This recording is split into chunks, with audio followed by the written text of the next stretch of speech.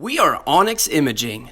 We are the highest rated and most reviewed printer service center in Oklahoma. Hey there YouTubers, it's your girl Brett over here at Onyx. Today I'm going to show you the common causes of the paper jam. I'm working with a Brother 5470DW. So first thing first, pull your tray out.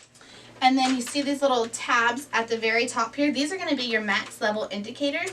You never want to fill above that because it'll make it too tight for the roller, so when it picks up, it'll pick up more than one paper. Then also you have an adjustment here.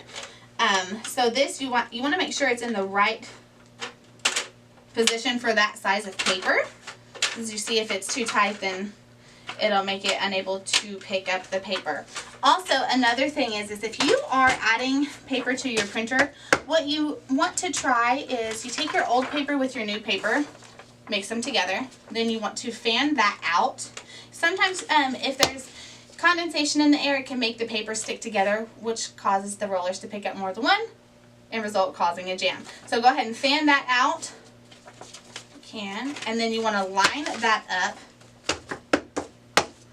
and then you should be good to go. If you don't line up your paper and you just put it in there, a lot of times what will happen is it won't be even, so then this will curl and causing a jam. So that's why we do recommend that. I even do it with my own printer.